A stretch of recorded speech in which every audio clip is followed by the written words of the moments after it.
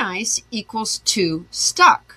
Why people pleasing is the silent profit killer in your bookkeeping business. Hey bookkeepers, it's Trudy at Maven. Have you been being too nice for too long and you think you're keeping the peace, but really what you're doing is staying energetically entangled with clients, habits, and patterns that you should have walked away from years ago? Today, we're talking about something that I've seen derail more businesses than bad clients or bad books: being nice. But before we start, take a quick second, please, and hit that like button so that we know that you're out there and that the content is resonating. So let's be clear. Kindness is a strength, but unfiltered niceness, the kind that avoids conflict, delays decisions, and over-accommodates, that's how you stay stuck. Here's how it shows up so that you can recognize it. Letting red flag clients stay just one more month. Avoiding price increases because that client's been with me from the beginning. Doing extra work without rescoping, just to avoid saying no.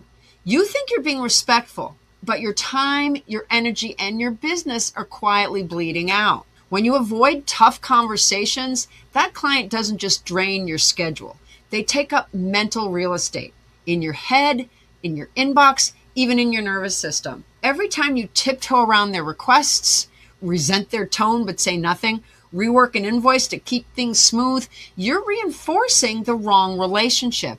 And now that energy follows you into every new client conversation. Here's some bad news. Staying in the entanglement mode doesn't just keep you stuck, it keeps you from making space for better clients, better systems, and better money. Bookkeepers who grow fast, they're not mean, they're just clear about who they serve, how they work, and when enough is enough. So that $300 client who constantly emails you at 10 p.m. isn't just annoying, they're blocking the $3,000 monthly client who values your time and never questions your invoice. I'm going to repeat that so you heard it clearly. That $300 monthly client who constantly emails you at 10 p.m. isn't just annoying. They are blocking the $3,000 monthly client who values your time and never questions your invoice.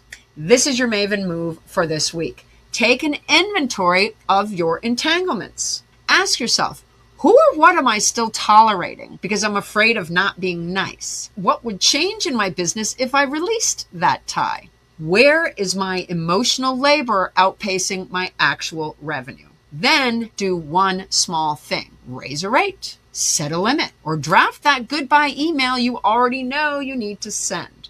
Because staying nice at your own expense, that's not professionalism, that's paralysis. You don't owe nice, you owe respectful clarity to yourself and to your future, as well as to your clients. This isn't about being rude, it's about being free. When you untangle yourself from what no longer fits, you make room for what actually fuels your business. So tap subscribe and follow along. We'll turn boundaries into your most powerful bookkeeping system.